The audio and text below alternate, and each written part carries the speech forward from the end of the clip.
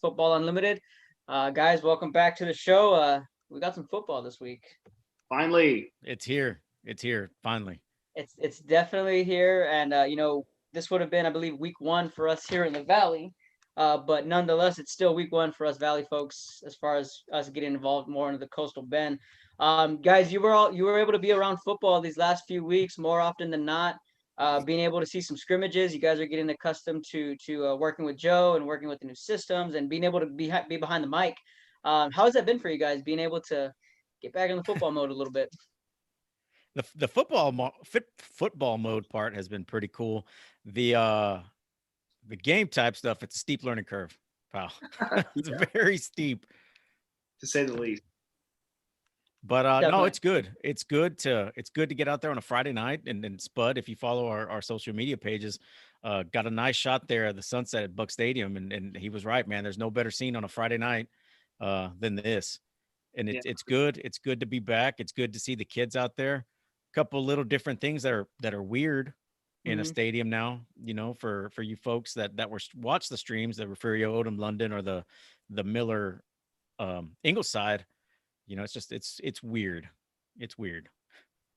Different vibe for sure, but it was nice getting back to actually see some live football, and there was a lot of hitting at the game we went and covered, so Oh yeah. Mhm. it was good. It was good. You could tell the kids were ready to go. They're tired of hitting each other, and Joe made the comment in the stream actually that it's got to be hard for kids to sit around all summer not knowing if you're going to have a season.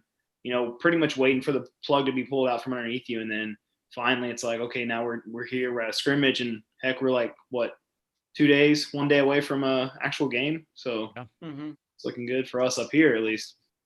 Yeah, the first football action I got to see was last week when Three Rivers played Rungy, and right off the bat you can tell things were different. Being in the time that we are, each kid, at least from Rungy, brought in each their own water jug. They brought that in. People at the gates were being asked plenty of different questions, a long list of questions, whether they have had symptoms or anything like that. Temperature checks. They had tape marked along the on the sidewalk where people stand and waiting to get in. So those are some things that stood out to me as far as what's going to be different this year when we do attend these football games. What were some things that maybe stood out to you guys that caught your attention? Like, okay, that's different. I think the end of the game handshake. Mhm. I mean, I don't know if they did at the Three Rivers Runga. I didn't catch that stream, but I know at the Miller and Ingleside, it was pretty much like what 20 yards apart, pretty much Roughly. tipping the cap to each other. And then I saw on a couple other, videos a little further up north in Texas, they did pretty much the same thing, and they kind of met like hash line, and tipped a hat to each other. So that was definitely different. Kind of liked it. Uh, Mhm. I noticed in the Refugio scrimmage there was kids, split up really far apart. That was different seeing on the sideline.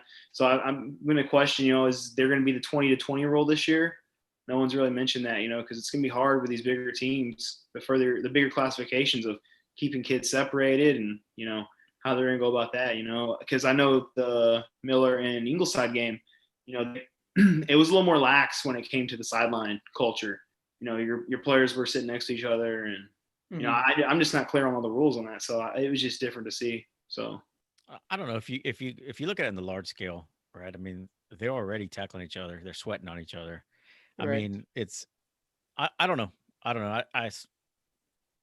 Uh, I don't know, man. I don't know if there's a right answer.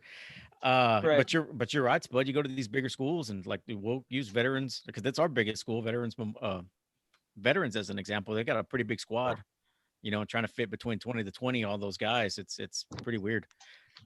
it, Some of it the other doesn't things really that you're bother me. It doesn't really bother me, but yeah, I was curious because we talked to the coach from was it Foul, how he was going to make his players wear a gator yeah. with a covering, and he was going to see how they adjusted to that. If that rule's not there for them to have to do that, I don't see the reasoning for putting your kids to do that, especially down here in this heat, because I noticed the other teams that we've covered so far, they really weren't doing that. So you're kind of like at a disadvantage. You're basically putting a muffler over your player's intake, if you know what I mean. So that's something to look for, I think. Definitely. And you guys were able to see Miller this past Friday, right? Yeah, Or who yeah. who We was saw it you're able Miller to and see? You guys got to see Miller and Refugio, right? yeah, we saw both. We saw both. Bobcats look like the Bobcats.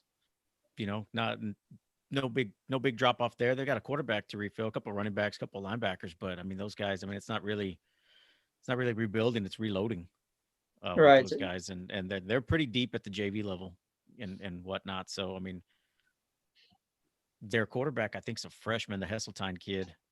Yeah. And he's a very big kid. He's got a nice touch on the ball when he throws it. They're going to be pretty interesting to watch. That was going to be my biggest concern with them this year was the quarterback play. And if that kid is as a freshman starting and playing the way he is right now, I don't think they're going to have any problems. Yikes. Well, let's give the fans our schedule this week, the games that we will be broadcasting on Real Sports Live. Toloso Midway at Corpus Christi Miller, George West at West Oso, Three Rivers at Falls City, Refugio at Divine, Odom at Ingleside, Woodsboro at Taft. So those are the games that we'll be having live on Real Sports Live. Are you two paired up together going to a game, or y'all going separate? We're paired up. We're going to be at Miller Toloso Midway. Okay, that's a big game right out of the gate. From what you guys know, what are y'all expecting out of that one with TM and Miller? You want to take it, Spud? Yeah, I guess my biggest question mark would be Toloso. They've improved since we started doing our show. This is year 3. They have steadily gotten better. But tough districts they've been in too. So it doesn't get any easier this year. They got put in probably the toughest 4A district, we think. So it's going to be interesting to see how they handle Miller in the very beginning of the season because they're going to play him again at the end. I think the big thing is going to be if they have a quarterback to step in because I think that's going to be a spot they have to fill this year. I think they got a pretty good mix of players coming back, but they also have new kids coming up that are juniors. So it'll be interesting to kind of see where they're at. I think, after watching Miller Friday, or was it Saturday? Friday. Anyway, either way. They were kind of slow, I thought, in the kind of scripted part of the scrimmage. They did have the big touchdown pass off the first, but then they made some mistakes and whatnot. And Ingleside honestly played pretty good, but when you saw them get into that live action, it kind of kicked in. Their players started kind of getting that gel they had going. So if they can do that right off the jump, I think you're going to see a very good offensive showing from Miller. It'll just be interesting to see what Toloso can bring to the table and what Miller's defense looks like this year. Those are the two big things I want to see is what Miller's defense looks like and then what's Toloso going to look like because Toloso's in for a tough district. So it'll be interesting. I think it's a good matchup early on. Spud he said it, they've been getting better every year under Coach Miller. Coach Miller came from Woodsboro, jumped up to at the time 5A ball. And, we always said, man, if these guys move down a district or a division, they'd be pretty dangerous. So the year happens, they drop down a division, but so did everybody else. Right. So they probably really, really could have competed with Rockport and anybody else they probably could have thrown in this 4A Division I district because Rockport was back and forth whether they were going to be D1, D2. But yeah, you're essentially it's your 5A district all over again. So they're Coach Miller's a big spread guy, and this year they're going more to a run game. And one of the things that we saw that with Miller, which could make this matchup pretty interesting, is that they had a little trouble stopping that option that Ingleside had, and Ingleside runs that option very well. We saw that night, and of course Miller's got some very outstanding athletes on defense. Ingleside probably won't see that caliber defense in the regular season. They may have a couple, but Ingleside really impressed me. They came to play, they came to hit, but I'm interested to see what kind of adjustments that Miller defense makes against the run because they're going to see a lot of it in this 15-4A district this year. They went 2-5 in district. Was that just a testament to how tough their district was last year? Ingleside or TM? TM. Well, they had tough. Yeah, they had Cal Allen. They had Port Lavaca Calhoun. They had Alice. Southside, I think. Actually, did they beat Southside last year? They beat Southside like in a very last second kind of deal there. And so San Antonio Southside, which has a strong team, and an interesting note about those guys were playing 5A football with a 35 man roster. And they were competing big time. And now they jumped up another division. So they'll be playing. How good is a Port Lavaca going to be this year? Because they're picked to finish second in that district. They have Miller finishing third in that district. again, Calhoun with that triple option. Spud, I'll let you take this one. You're very well versed on Calhoun. I think Calhoun's got the horses to win that whole district. Honestly, they realistically, barring the fact that they got into a UIL issue last year, they won 5A D2 down here. So they have a very good team. The big man there is Steve Johnson. He's coming back for his third or fourth year. He's a senior this year. Seems like he's been there forever. He plays the fullback role in that triple option, and that was a part that actually Miller did pretty good against Ingleside's fullback. Not as big as Steve, but they held him pretty well. The thing that Miller's got going for them is that defense up the middle is huge. The outside part is what we're killing them. So Port Lavaca always brings speedy tailback. So I think they will have a returner at tailback as well this year. The big shoe to fill there is the quarterback, who was, I think, a 3-year starter. But it seems like Port Lavaca always has the next guy that steps right up. And they're pretty much on the same level as Cal Allen now when it comes to just having players that fill roles, and they're tough. I think week 1 they got Waco La Vega, so we'll get to see what they're about there. Don't be surprised if they hang with Waco La Vega. I think they have El Campo on the schedule again, which El Campo's no slouch. They got a kid going to Oklahoma. So, Port Lavaca, I think I'll get a feel for them once I see them on tape after week 1 or 2, but they're going to be tough. But me personally right now, it's up in the air. Cal Allen, Miller, and Port Lavaca all could go 1, 2, and 3. The wild card in there is Beeville. Beeville has the potential, I believe, to upset any 3 of them, and sneak in there at the 3rd or 2nd spot, or maybe in the 1st spot. I think that's a little bit of a stretch, but this district's gonna be fun to watch. So even if you're not if you're not from the Coastal Bend, you're in the Valley, and you just like good football, it's just a good district to check out this year. So expect Port Lavaca to be very tough. Yeah, Right. Yeah. We're gonna. Well, I was gonna say, for me looking at, go ahead, Justin. I got one last thing. Port Lavaca's Achilles heel, secondary. They absolutely struggle in the secondary. I know that if you listen to the Poster Boys, the Port Lavaca Calhoun fan club, they'll tell you every year, we've tightened it up. We've tightened it up. They legitimately 2 years ago almost let GP come back from like 28 points down because they could not stop the pass and onside kick. So, and they were by far way better than GP was.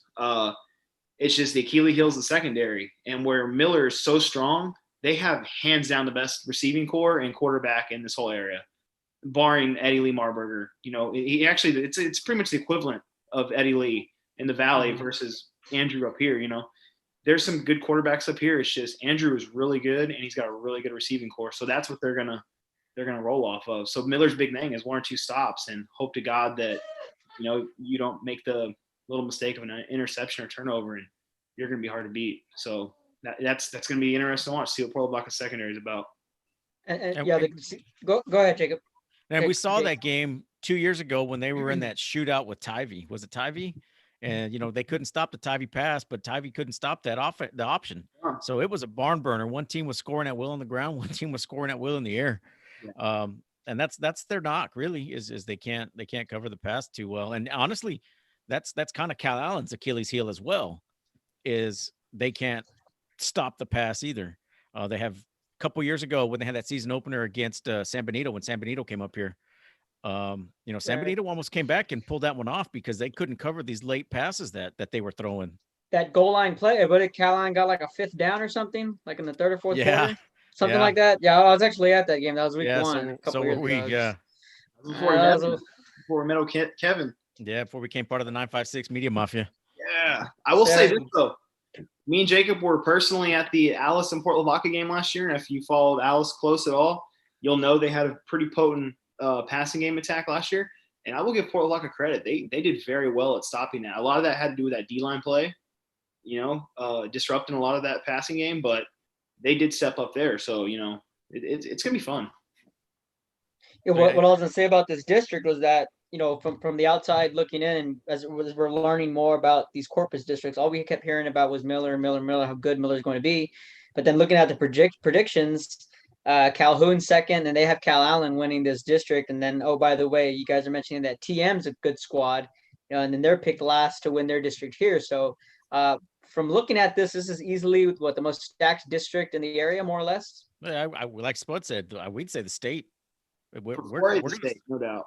we're gonna start calling it the South Texas Little SEC down here.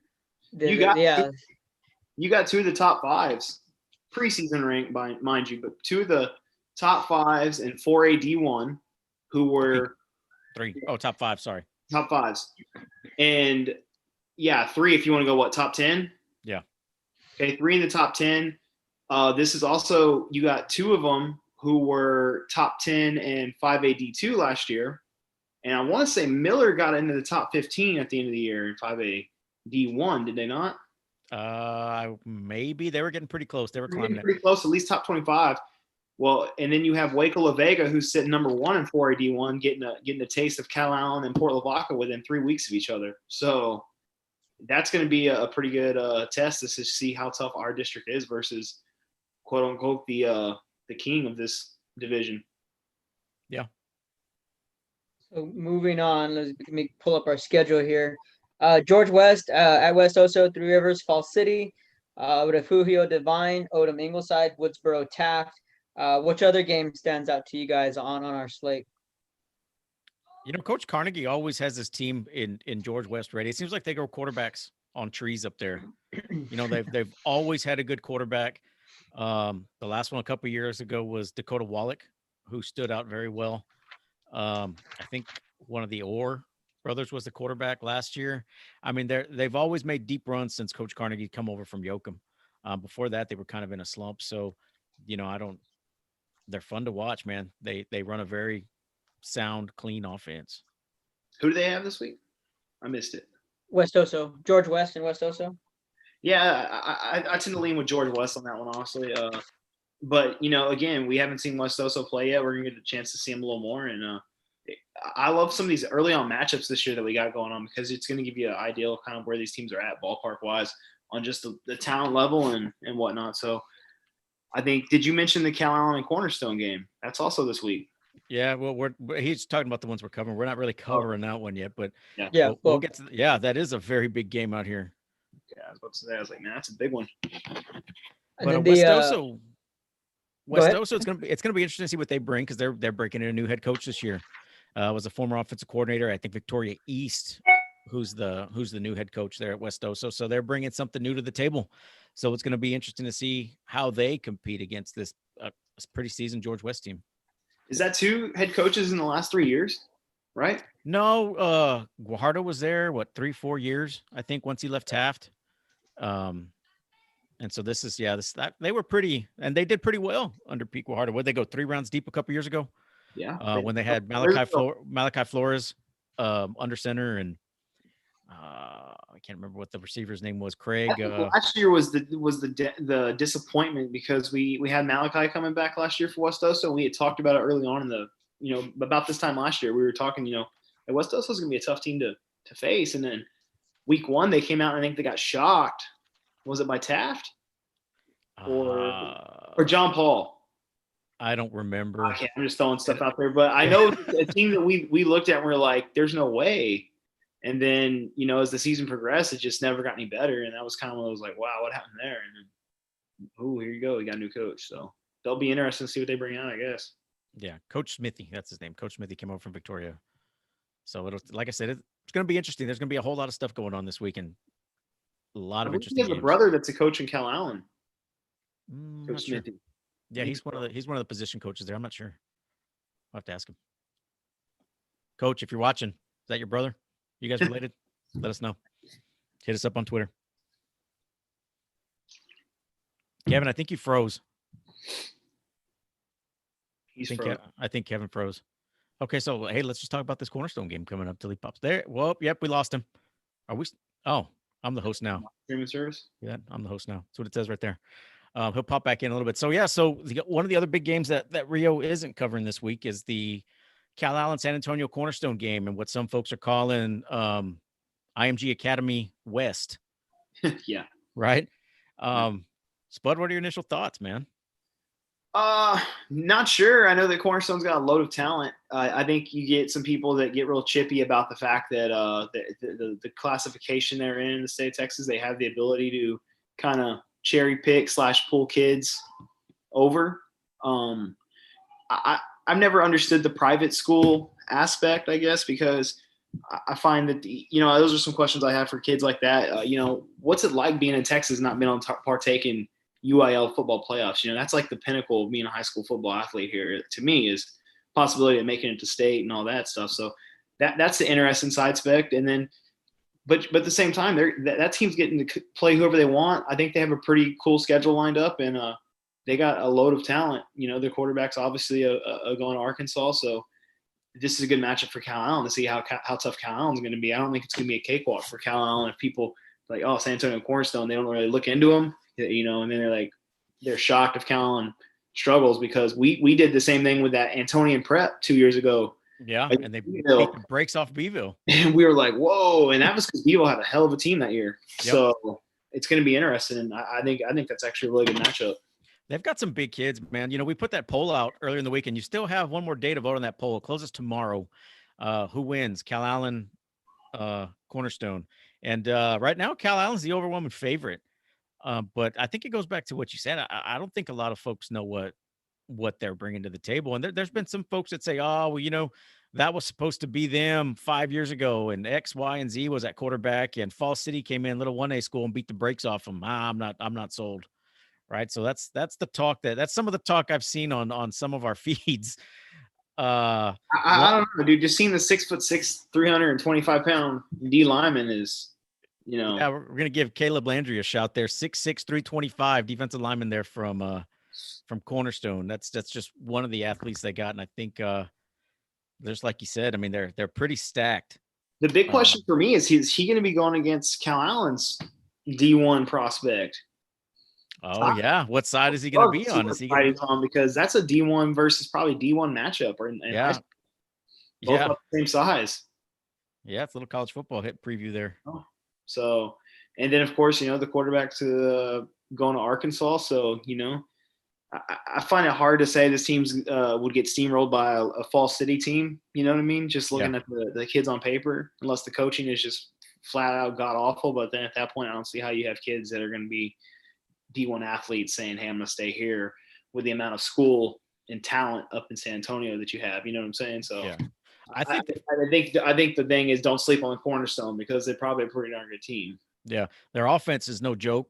They probably have the best secondary in probably South Texas, San Antonio and down, which is led by Manny Harris. He just verbally committed to UTSA. Big kid, rangy. He's got a lot of speed. Then you've got the other guys out there, the Judson transfer, Allen, who we'll have on our show later today. You've got Esteban Gilroy, who's in there as well. It's the bad part about that is those guys are going to have to play up. They're going to have to make some plays, because as well as I do, as well as anybody across the state does, Cal Allen doesn't throw until they absolutely have to. Exactly. Hey, there he is. And that's the thing is Cornerstone's never seen, I guarantee you, they've probably never seen a wing T offense, slot T offense ever in the history of playing football. They have probably never seen that. I could be wrong, but just to me, I think those schools like that, they're there for a couple things. They're probably spread them out, go real fast, try to get college offers. That's the motive. I would assume. Not the whole, hey, let's try to get 3 yards and just move it down the field in chunks. Yeah. So we're just talking about the Cal and Cornerstone game, Kevin, since you were trying to get back in. Yeah, no worries. It's just the Wi-Fi kicked me out. I think the world's using Zoom and Wi-Fi these days. It's like, oof. Oh yeah. Did that continue the live stream? Was that live no, you guys are still on live. Oh, okay. I was just curious, when it kicks you off, if it keeps us on the Real Sports part, or if it. Yeah, no, you guys are still on live. So I was like, okay, these guys got it. So I had to go and reset the modem and all that jazz. Pretty fast. I had to, yeah. I was like, shoot. I was like, I need to fix this quick. It happens here and there. But if you guys are ready to move on, maybe talk about Odom and Ingleside, unless you guys are still wanting to talk more about Cal Allen. No, we can move on. Yeah, we can. Okay. Odom Ingleside. Jake, I know that's right in your backyard. We got to see Odom yesterday, some volleyball just a little bit, and got to see the school and the facility and stuff. It's quite a nice place you guys got there. They got Ingleside this week. What challenges do the Owls have this week with Ingleside? Stopping the option. Stopping number 35. At least he wore 35 in the scrimmage. From what I was told by one of the coaches there, that's not their number that they're wearing during the season. So stop the fullback. Stop the fullback. Keep the contain on the quarterback, because that kid is the quarterback can make some plays. Justin, I feel the same. I feel the same way. I didn't get to see Odom as much as I'd like to. So they've been good the last 3 years, and even before that. So I actually think this is gonna be a really good matchup. This will probably be one of the games of the week. I'd be very surprised if it went to a blowout for either side. And like Jacob said, the fullback, he's a power runner, but I think the big thing is here, don't sleep on the quarterback either, because we watched him execute some flawless options out of the triple option wing T they run over there, and his backup actually was really good. And the thing I noticed too, that they did a very good job of doing sneak coverage or sneak pass plays in there ever so often. At the beginning on the scripted part, they were a little easy to read. It was like every 3rd and 8 they were throwing. So as it kind of progressed, you start seeing them slip in here on 2nd down every now and then. So if they keep a good balanced attack, it's going to be a good challenge for Odom right off the bat in week 1. And that quarterback, I think, is he might not be the biggest name around, but he might be, by the end of the year, you might hear a little more about him, because he looked very athletic. He had a pretty good arm, and he hid the ball really well. That was what I noticed. In that offense, you have to have a quarterback that can hide the ball really well, and he did a very good job with that. So keep an eye out on him, and I think Ingleside will actually have a pretty good year this year. And same thing. This is, I think, Coach Hamrick's 5th year there in Ingleside, and they've just barely missed the playoffs. It seems like the last 2-3 years. I think, my opinion, I think in that district, once they move on, I think this is their breakthrough year. I think they finally get in. He took Ingleside from being predominantly a spread offensive team for like probably the last 8 years prior to being this wing T triple option over the last 4 or 5 years that he's been here now. And you've slowly seen it. They've gotten better and better and better. And like I said, in that just that little scrimmage the other day, they came fired up right off the bat, and he's got a pretty good offensive line, defensive line, and some playmakers. So yeah, you're right. Especially with the fact that they have a very good chance of making the playoffs this year with what's going on with the Valley and stuff. I heard some people say, oh, a team like Ingleside might not deserve to be in there the way it's getting set up because of, Raymondville and what Rio Hondo are going to be pegging it out for that one spot. But they might shock some people on just how good they are, So I think the two big dogs in that district is obviously Sinton and Rockport. But that game with Ingleside's not going to be a pushover. So, and I know Coach Scheibert and Coach Trotman, they know that, but they don't overlook opponents. But that's going to be also a fun district to keep an eye on. Yeah, that's another tough one. Rockport, they were a missed 2-point conversion from beating Wimberley, and as you saw, Wimberley, I think they won state last year, or got to the championship. I can't remember. They fell short. They fell short to, was it Pleasant Grove?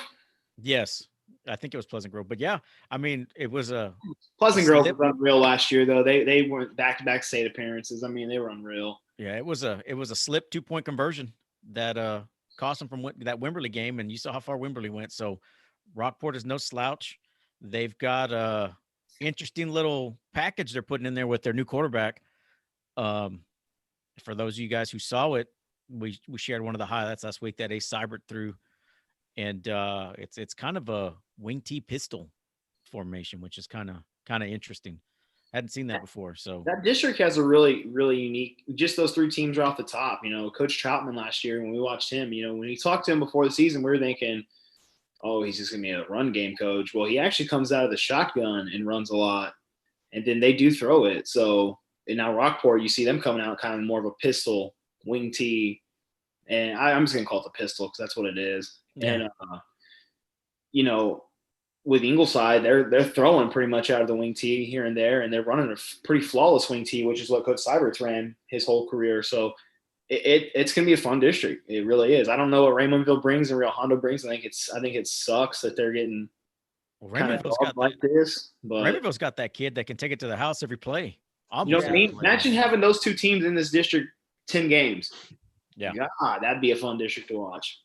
Yeah, Zaravion Amendares is going to be a senior this year. That's who the kid you guys are talking about for Raymondville. He's definitely got some big playmaking ability, and he was 1,000-yard rusher this past year for Raymondville, and I think since his sophomore year, the kid's been making plays, and the Raymond fans have been spoiled to watch that kid play because he's been pretty darn good. The cool thing about your Odom district is that they got Santa Rosa in the district, so a little bit of Valley ties. But the preseason defensive MVP, Marcus Martinez for the Owls, Jake, how good is this kid? Marcus is a young kid. If you guys watch the scrimmage, he's going to go both ways this year. Marcus is playing in the backfield as the feature back, and he'll be splitting time in the defensive backfield / linebacker position. So he's going to be pretty busy. He's gained a step. He's got a lot stronger in this offseason.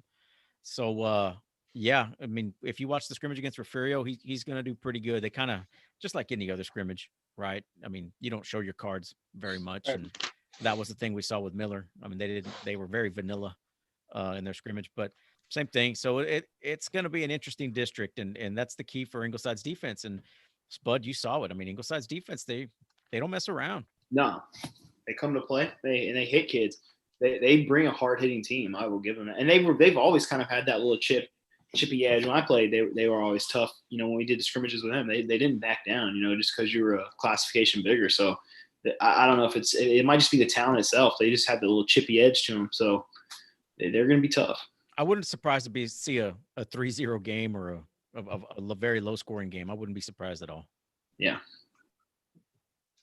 Definitely. And moving on, guys, the situation here in the Valley, we're about a month and a half behind on the schedule when it comes to what's going on with the Valley, and then what's going on up in the Coastal Bend. Earlier this week or this past weekend, we saw La Jolla was the first team to officially pull the plug on fall sports, that being Juarez Lincoln, Palmview, and La Jolla High.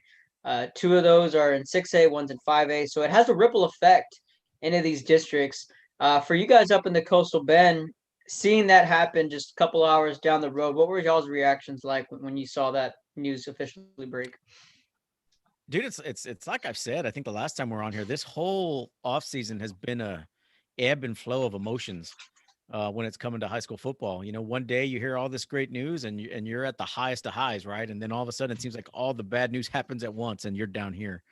And that's what seems like's been happening down in the Valley. We had heard that Santa Rosa was hanging by a thread, whether they were going to play or not. Meetings with athletic directors and head coaches and superintendents happening like 3 days in a row to decide what the direction they were going to go. Then you hear about everything going on in Hidalgo as well. Then you see the La Jolla news, and then you're hearing other rumblings that, well, there's some other multi-school ISD districts down here who are just waiting for La Jolla to. Nobody looks like nobody wants to be the first down there, and now that from what we're hearing is that the first has come out, there may be a few more dominoes that fall. One of the things that first came up, we had a message come to us, and it's like, so do we see transfers? And our initial, we talked about this last time with Jeff Dubroff. We were told by a couple of coaches from around the state that, yeah, hey, the way this rule works is that if the school does not offer a program, then you're allowed to transfer. Well, I got clarification on that from the UIL, and that is not the intent of the rule.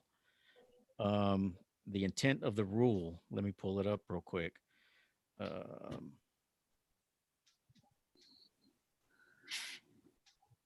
So the intent of the rule is, even though they are the situation we're in, they can't leave a school because they're canceling their sports, because obviously it'd be leaving for athletic purposes, right? Because if they're not offering football or volleyball, or even if you go into the spring baseball, you can't go to another school because of it. You still have to satisfy the residency requirements that's required. So that'd be a year. You play on the JV, you're not playing on the varsity. Even in this situation, if the program isn't offered there like we were told, now the only way that is supposed to work is if the school didn't offer any UIL activities at all, could you transfer? Not because they canceled it for the season. There's still potential for it to come back. So that's how it was interpreted, relayed to us from the UIL on how that rule works. So, because La Jolla's got that stud running back there. What's that kid's name, Kevin? Oh shoot, yeah, Villarreal, I want to say. I can look him He up. he was like number two or three in the state in In rushing. the state of Texas. Yeah. So, and we hear, hey, La Jolla's not very far from Mission. Mission would love to have a running back like that. Yeah. Coach Gilpin or Mission Coach High. Gilpin, Coach Detmer, one of the two, right? Or even Yeah. the One of the Sharyland two would schools. gladly take him. That's for sure. Imagine one of those kids in the backfield with Jeremy Duran there at quarterback. Jeez. Yikes. But yeah, that was you're right. That was the first domino effect that we saw as far as these schools. And for me, I've heard a couple, like you mentioned, a couple of schools that have already they're just not ready to make it public yet, but they're just they're kind of just waiting for the right time. So I'm expecting at least maybe one, maybe two more programs or districts rather to throw in the white flag. But what gets me is the ripple effect that it has for the rest of the schools that will play. Because in some districts, we've seen already Palmview, the La Jolla schools. Two of those schools are in District 31 6A. Or Palmview, right? Yeah. So you're losing that district is already losing two games right there, and then the others are in 5A. They're losing a program a game on their schedule there, and then you talking about the north and the south side zones, and then it kind of becomes a situation. What's going on with Rio Hondo is that it was an 8-team district. Now you're going 5-3 rather than splitting it in half, 4-4. And then another thing I've heard that with some districts is that, well, if everyone else cancels, we may as well cancel as well, because there's no one left for them to play. There's nobody to play. Which it's a cancellation by circumstance in that case. Right. And it stinks. I heard I saw on Twitter today that Andy McCullough, I think that's his last name, right? Andy McCullough writes for the Monitor. Mm-hmm. He was tweeting from an unnamed coach that didn't say what district, but he's thinking that the feeling they get down there is that the rest of the state's forgetting about the valley. I don't know. I don't know.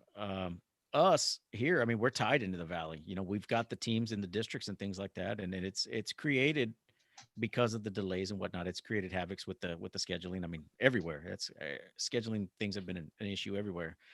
I think a season in Texas without Valley football. I mean, is it really a football season?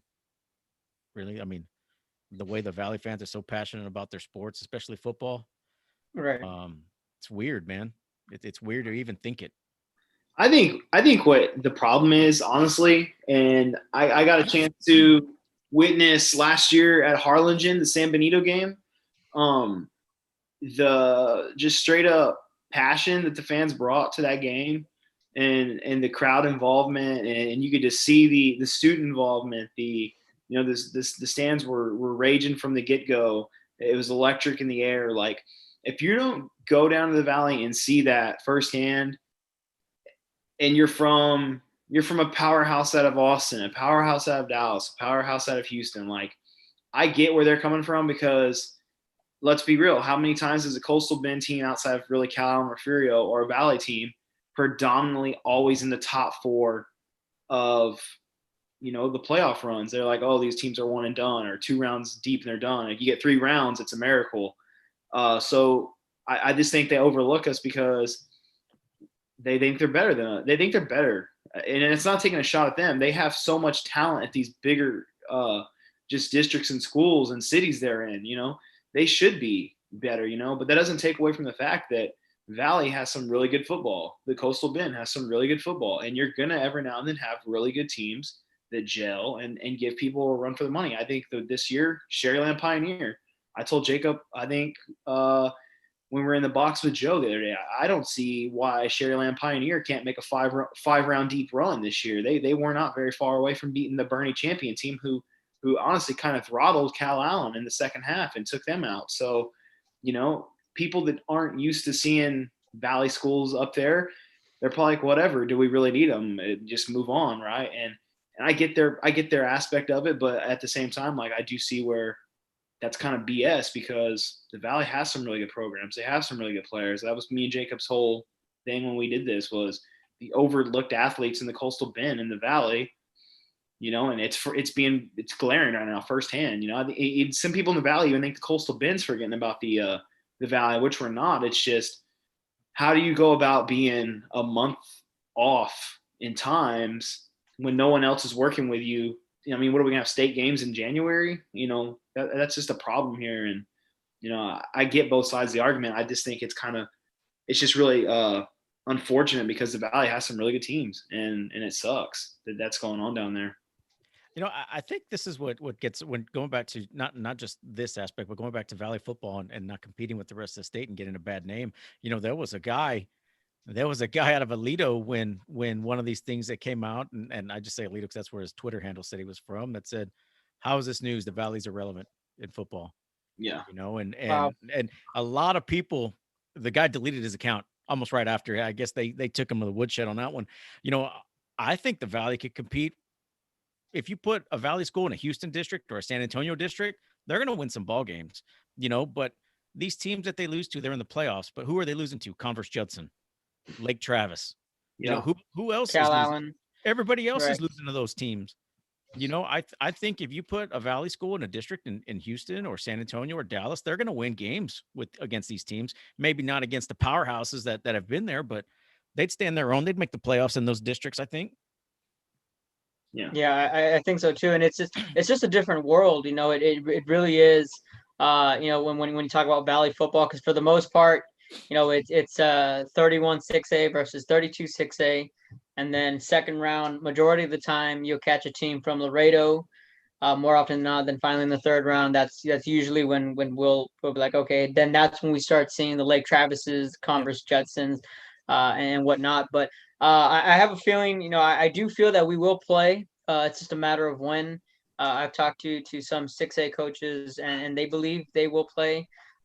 Specifically, for the Rio Hondo, the Raymondville, the PI. As far as the waiting game goes, because what we've seen is a lot of these programs are going to wait till the middle of September to finally make a final decision on whether they're going to play or not.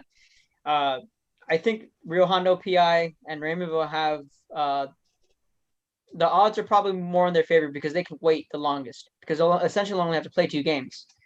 So they could start in October, maybe mid-October, and still be okay with playing, and then go from there as far as the way they split those zones. I don't know if you guys feel that same way as far as that district goes with the 4As. Well, we've got a split. The 3A has a split zone as well, Right. and that's what was really weird. What really, when we heard the way the 4A was working, that was very weird, because in the 3A district, it's Monte Alto and Santa Rosa, and then I think Banquetti is moving down with them, and Hebronville in the small 3A district here. They've got them playing a full slate, and the way they're breaking up the playoffs is 2-2. 2 teams get in from the north, 2 teams get in from the south. I don't know what kind of agreements were made or what happened in that meeting room or that Zoom room that gave the Coastal Bend 3 and the Valley 1. Originally, I guess Robstown was supposed to move down with the Valley teams, kind of like what Banquetti was doing. Right. But they didn't want to because of the late start and things. I mean, from what I heard, there was going to be multiple games a week down in that South Zone. You'd Right. see teams playing on Wednesday and Friday and maybe even Mondays just to try to get the 10 games in or the what they needed to get in. Maybe the coaches down in the South didn't want to put their players through that. I don't know. I don't know. I don't know the answer to that question. Is there a possibility of starting a little bit sooner than October for, say, Rio Hondo, Raymondville, and PI, and just having them run, maybe two games against each other that aren't district, and then right before it really ramps up where the games count, It they just get a little bit more gel, because I just find it so hard to get 2 games in and then go to the playoffs. It's like, dude, by the game 4 and 5 is really when you are like really clicking as a team, or like starting to finally get that, like, okay, we're in the middle of the season. I don't know. I think it's just crazy to get 2 games and then just have to go right into it.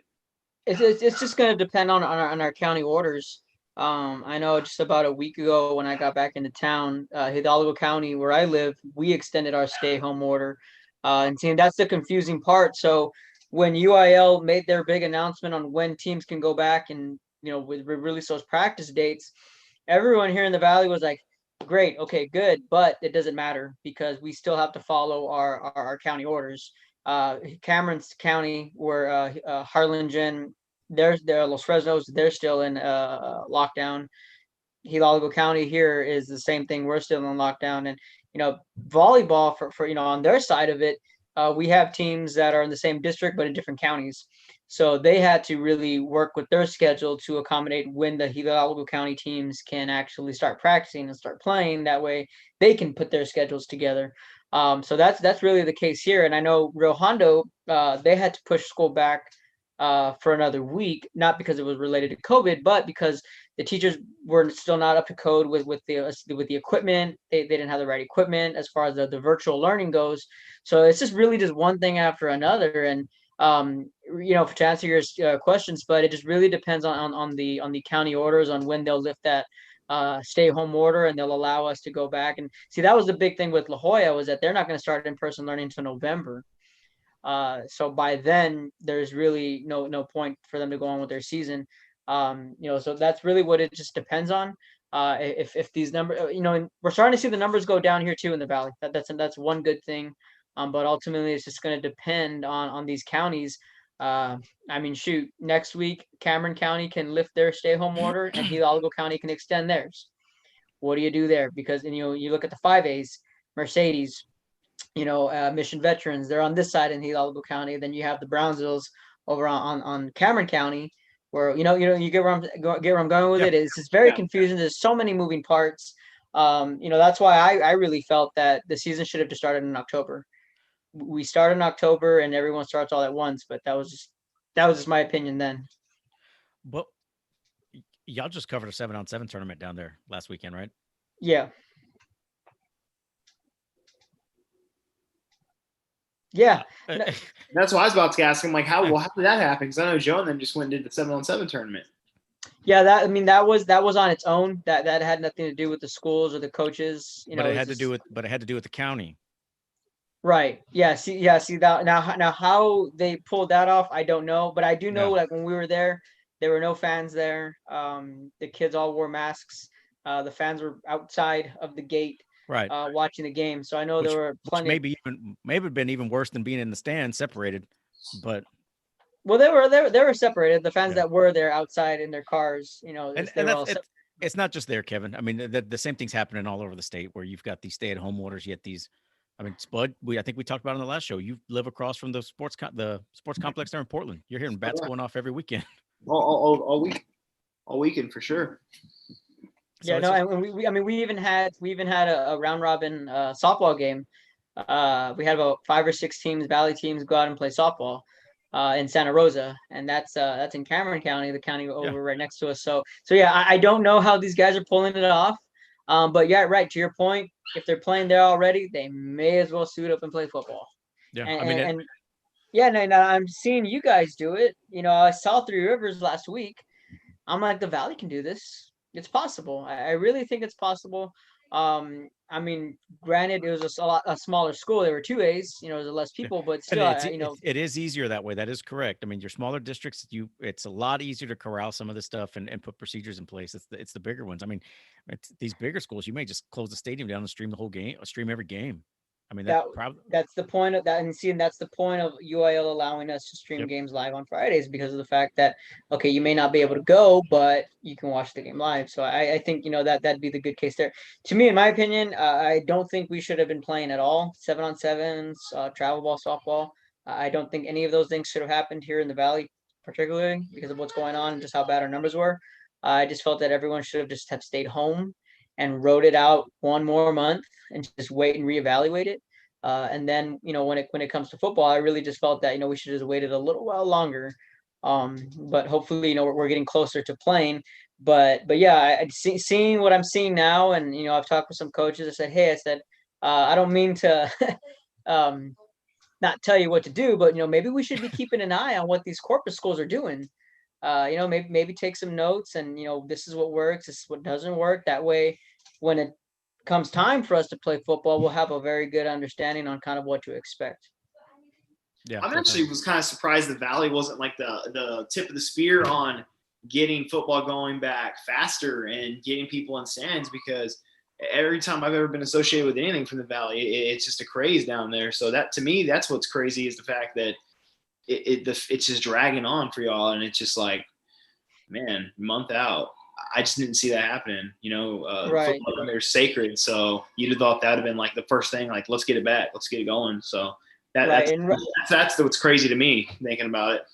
And for me, when and back in May, late April, I was asking questions with coaches as far as when does the red flag come up for you all, and saying, okay, for me it was mid-July. I said, if we're in the same boat in mid-July, in my opinion, I go, we're not starting on time. And unfortunately, that was the case. So for me, in my head, that red flag came up in mid-July that things were getting worse. We were in lockdown, we were in stay-home orders. I'm like, okay, there's definitely, in my opinion, we're not starting on time. And eventually that's what happened. And yeah, I mean, trust me, there's coaches here that are chomping at the bit to get out there.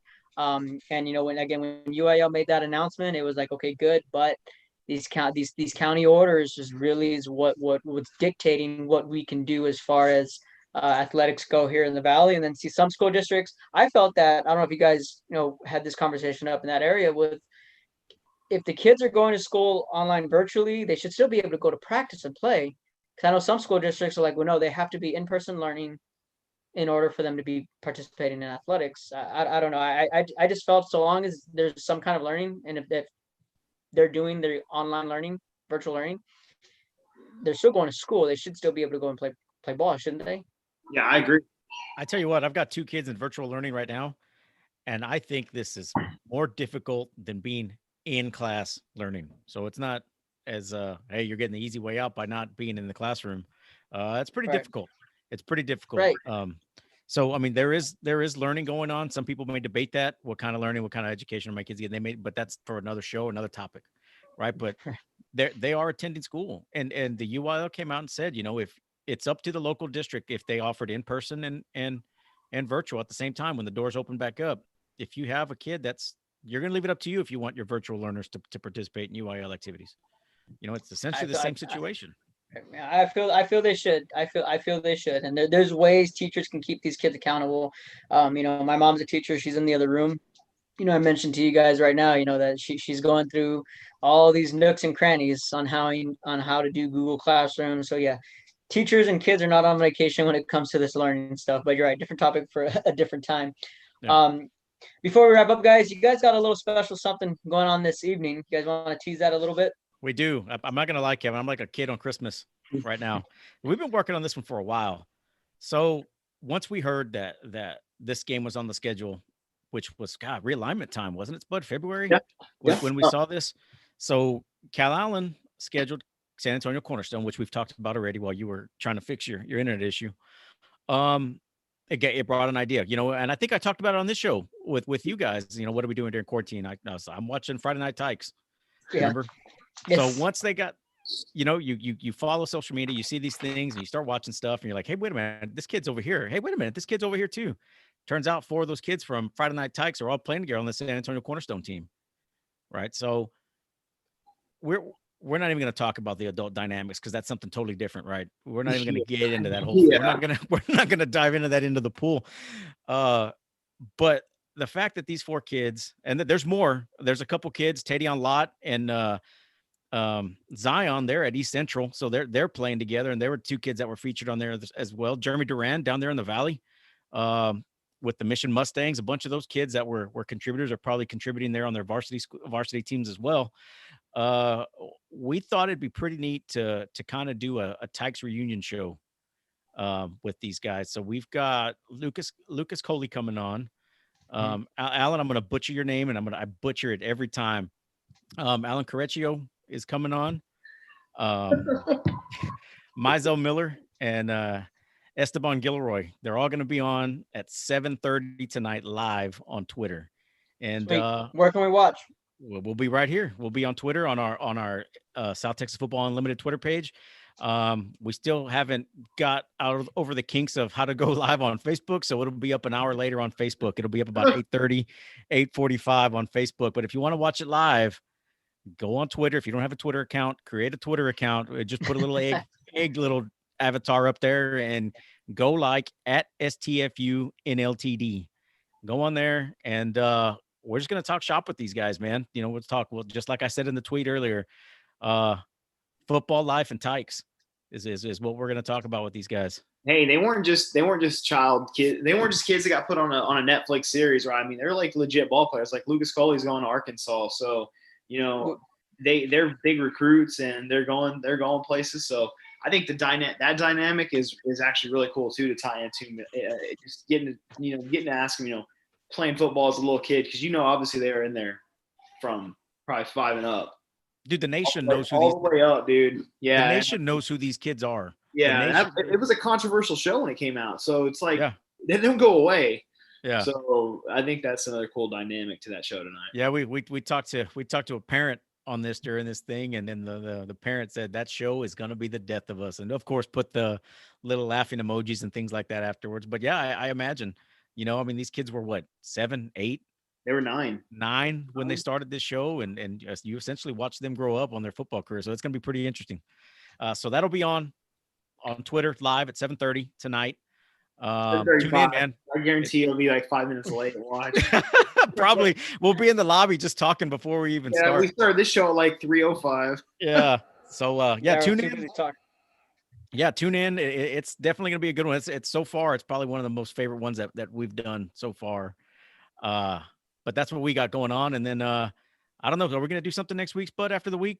I'm sure we'll have Kevin, are we doing something next week? Yeah, absolutely. Yeah. You guys are free. I know this is something that we wanted to start planning, as far as so long as you guys' work schedules are clear Monday or Wednesdays, we can always come on here and talk some football and recap the shows or recap the games, preview games and whatnot. Let's just talk football. And then in the future, Mark, had an errand to go run with work with Joe. So, hopefully in the future we'll have Joe on here and we'll have Mark and then, I was telling Justin, I was telling Jake last night that Coach Solis wasn't able to get back to me from Three Rivers, but my plan was to have him on one of our shows today to kind of preview the game for Friday. So, maybe going forward, we can have some coaches on here and just preview the week. And then, us knuckleheads can get on here and talk some football. But a couple of weeks, we'll have plenty more to talk about. I know because football will be full blown and whatnot. But again, just to recap what our schedule looks like for this week 1 of high school football: Toledo Midway at Corpus Christi Miller, George West at West Oso, Three Rivers at home against Falls City, Refugio at Divine, Odom taking on Ingleside,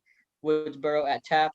That's our slate for this week on Real Sports Live. So, sit back, watch the games. For the fans out there that are tuning in from the Coastal Bend, if you guys can't make it, be sure to catch the games on Real Sports Live. And Jake and Justin, you guys will be at the TM Miller game. Yes, and I think TM's the home team for this game. They're the home team for this one, just because it was so this is the scheduling conflict because of teams dropping out of schedules and whatnot. So they're playing each other twice is what's happening. So they'll play a district game. This is a non-district game. So TM will be the home team. Hey, interesting side note on that. Miller actually only leaves Buck Stadium twice this year on the schedule. Rockport and what's the other one? Maybe Beeville. I'm not 100%. Oh, yeah. They're on the road at Beeville. That's right. Other than that, it's all at Buck. Coach Evans knows what he's doing.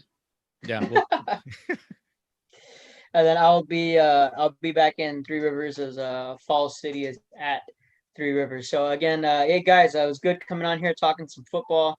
Thanks, Jake, for hooking up with a little owl swag there. Hey, you can't do that on this. I'm supposed to be biased, dude. What are you unbiased? What are you doing? Oh, dude. Come on, dude. You're throwing my credibility out the window, dude. What? Wow. No. Yeah. Now it comes out. Hey, but side note for real though, send us updates too if you're watching games that we're not. We're gonna try to give score updates during the TM and Miller game as much as possible. Yeah, we're gonna have as much electronic personal devices up there to try to stream as many games as we can up there and try to give in-game updates, especially the Calhoun La Vega game and the Cal Allen Cornerstone game, which stinks that we're not gonna be able to make that one. But yeah, and that's gonna be streamed. That will actually be streamed on Cal Allen TV. So if you guys want to watch the Cornerstone game, if you can't get to it, you folks in San Antonio that can't make the trip down, find Cal Allen TV on Facebook, YouTube, or on Twitter, and you will be able to stream that game live. Perfect. All right, well, guys, good luck at y'all's game this Friday. And again, be sure to tune in at 7:30 on South Texas Football Unlimited. They got a treat for all you football junkies out there. Sounds like it's going to be a good one. So, Kevin Arrow, Jake, Justin, we'll see you guys later, and hopefully we'll see you guys at a game soon. All right, Kevin, we'll see you later, man.